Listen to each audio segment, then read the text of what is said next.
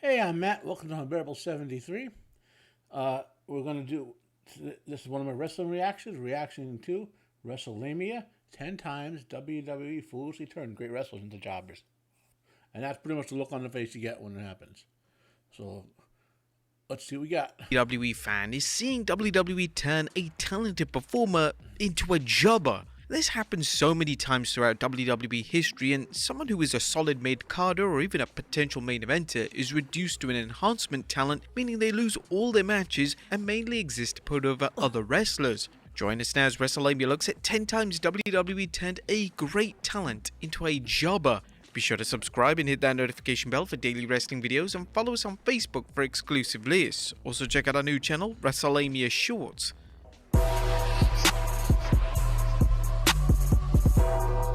Number 10, Drew McIntyre. Yep. Between 2009 to 2010, it looks set that Drew McIntyre was going to be the next big thing in the company. Vince McMahon had even christened McIntyre as the chosen one. So it's important to realize, Drew McIntyre essentially had to leave WWE, go elsewhere, establish, and come back as a talent, essentially just as a talent from somewhere else in order to become considered a high-ranking WWE guy. This is a guy they could have pushed and would have been a legitimate, all-time great, pure WWE guy.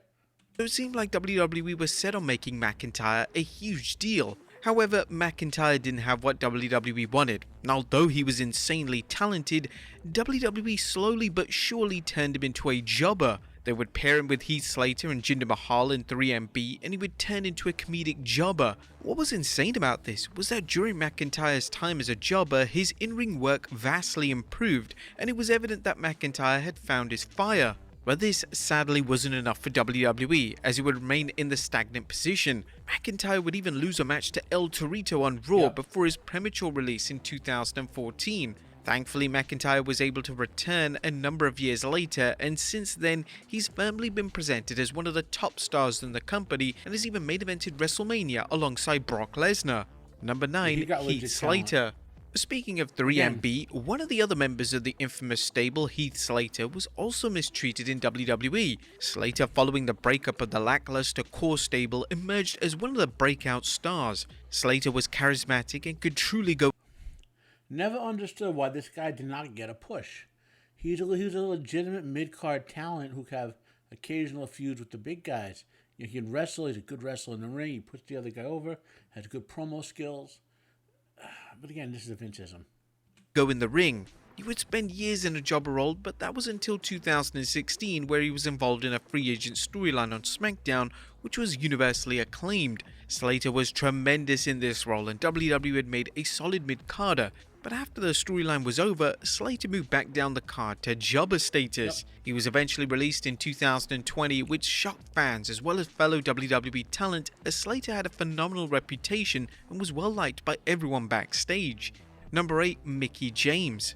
When Mickie James returned to WWE TV in 2017, fans expected big things. Mickie was a certified legend and could still actively hang with anyone on the women's roster. However, just a few short weeks into her return, it was evident that she was brought back exclusively to put over new female talent. This was disappointing, and over time fans simply stopped caring. Why root for a legend if it's already 99% guaranteed that they're gonna lose? WWE did a massive disservice with Mickie's return run, and hopefully if Mickie ever decides to return again, she's given the treatment she deserves and isn't treated like a complete jobber. The women's division for WWE is way bloated.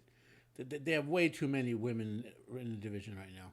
Okay, I mean, I like women's wrestling. Okay, they're attractive, they're especially the good ones and all that, and entertaining. But it's just not going to draw like the men's is, and they should have had half the number so the higher talent ones could compete, better. Could draw more interest. Number 7, Zack Ryder. Zack Ryder's influence on pro wrestling, particularly in the early 2010s, can never be diminished. Ryder managed to get himself over by creating his own YouTube show, and this type of content was extremely rare at the time, meaning that Ryder certainly opened the door for other talent to find fame and fortune in this manner. Whilst Ryder was vastly popular online and this was slowly transitioning to TV, WWE were reluctant to use Ryder in a substantial role. He was a solid hand and had an infectious personality that was badly needed on WWE TV at the time. Ryder had sporadic pushes throughout his tenure, including a US title win in 2011, as well as an IC Championship win at WrestleMania 32, but these were extremely brief. When these reigns came to a close, Ryder was straight back down the card, ready to put over any talent WWE saw fit. WWE truly failed to understand. They basically only used his popularity to put other guys over. Why Ryder was popular and how they could have made a huge financial gain with a prominent, sustained push for the talented star, but their stubbornness simply stopped this from happening. Number 6. Dominic Dejokovic. Now, upon it surfacing online that WWE were calling up NXT star Dominic Dejokovic, fans were excited. He was someone, well, on paper at least, that Vince McMahon should have loved. He had size, presence, and could seriously go when the bell rang. WWE's bizarre idea for the NXT staple was to turn him into a character known as T-Bar, and he would be part of the infamous Retribution stable. As part of his new character, he would wear a mask and there would be virtually no mention of his prior NXT persona. Basically another Vinceism. His moveset was vastly altered and his match quality suffered as a result. Naturally, this didn't get over well, and instead of reverting to the Dejokovic character, WWE decided to punish him and turn him into a jobber. He would lose every single match for what seemed like years on end, and this became incredibly frustrating and was such a waste of someone who could have really helped the roster depth on the main roster. Eventually in 2022, they decided to have Dejokovic return to NXT. Why this took so long is anyone's guess. Number 5. Mustafa Ali. In 2019, Mustafa Ali found his groove on the main roster. He was inserted into the main event scene on SmackDown, and thanks to Ali's incredible in-ring work, as well as fantastic side characters such as Daniel Bryan and Samoa Joe, Ali became universally loved by the fans. Sadly, an injury halted Ali's push, and at one stage he was even rumored for a WWE title match with Daniel Bryan at WrestleMania 35, but this injury obviously cancelled these plans. When Ali eventually returned from injury, it was clear that WWE still saw bright things in Ali's future, and he was even rumored to win the Money in the Bank ladder match, but WWE eventually decided to go with Brock Lesnar. But it was after this that things began to change, and WWE seemingly overnight decided that Ali was now going to be a jobber moving forward. Ali would lose match after match, and even when he would lead the Retribution stable in 2020 as a heel, he seemed to lose more matches than he won. Ali reportedly requested his release because he had enough of his WWE run, but this was refused. Although Ali had won a few matches on TV in recent months, it's clear that WWE still sees him at a certain level, and that's unlikely to ever change. Number 4. Earth. That's a Vinceism. Basically, once Vince decides he doesn't like you or pigeonholes you, you're stuck there. Earthquake. Earthquake during the early 90s was a reliable talent that WWE could always count on for a solid match. He was safe, well-liked, and was over with the fanbase. When he returned to WWE in 1998, the landscape was vastly different, as WWE were in full swing with the Attitude Era. This meant that WWE would give him a brand new character, and they were clearly mocking the great wrestler with his new persona. Earthquake would become Golga. He would wear a mask, and his entire gimmick was based on the fact that he was a huge fan of South Park's Eric Cartman. He would be a part of the Odysee stable, and it didn't take long for WWE to give up on this stable. All members of the group, including Golga, became jobbers. He would lose endless matches, and it was a massive waste of someone who could have added experience and depth to the Attitude roster. Number 3. Eric Young. TNA legend Eric Young signing with WWE was a huge deal, and when Young debuted in NXT, he was presented rather well. Young would create the Sanity stable, and this was very popular with NXT fans, but when the group was called up to the main roster, everything just went wrong. They were barely used as a faction, and eventually Vince McMahon decided to split the stable up. And in the process, Young would turn into WWE's new resident jobber. This was incredibly depressing to watch, as Young had so much to offer. He was very much an all-rounder, but McMahon just couldn't care less. Young was relegated to WWE Main Event, where he would stay for the rest of his WWE tenure. He was eventually released in 2020, making WWE's treatment of Young one of the biggest missed opportunities in recent memory.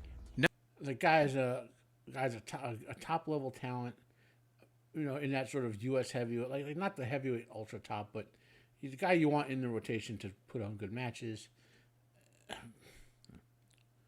Disappointing. Number 2, Dolph Ziggler. Yeah, exactly. A former world champion, Dolph Ziggler has had one of the more unusual career Ziggler had it all. Ziggler should have been one of the big guys. Like he's kind of like a more athletic Shawn Michaels, if you want to think of him that way.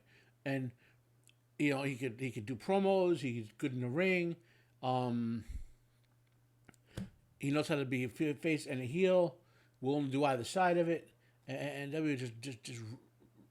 But then it's the case like with Zack Ryder. He became popular on his own, and what they started to do, and you'll see here, is they use his popularity to put other guys over. Trajectories in WWE. He's been given a number of pushes, but these pushes are never long term. And when these are over, Ziggler falls dramatically down the card and he just seems to lose every single match he's booked in. This is rather unusual, as WWE only like Ziggler to start winning matches when they need him to enter into a prominent feud, and this usually involves Ziggler putting over another talent. This booking pattern has led to fans simply not caring about what Ziggler brings to WWE, as he loses too much to be taken seriously, and it could be argued that he's WWE's permanent yet highly decorated jobber. WWE have had so many opportunities to push him to the moon and keep him there, but there's always been something holding him back from fully investing in him.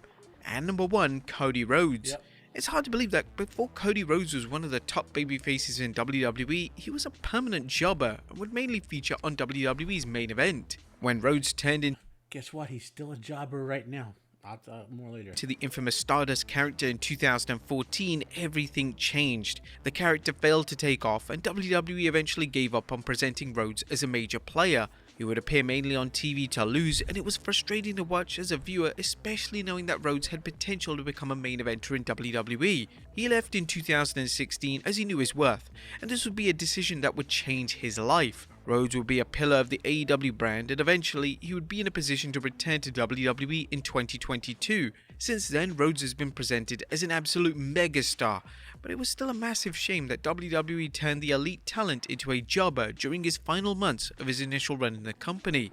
But there you have it, folks. He's still jobbing. Had Vince not come back, I think he would have won the title at WrestleMania. Vince views him as a jobber. He's basically using Rhodes' established reputation from AEW to put other guys over, and we're never going to see him have a significant title run. It's going to be Brock, and it's going to be Roman, and it's going to be other guys. It's not going to be Cody Rhodes. Okay, this WrestleMania just proved that.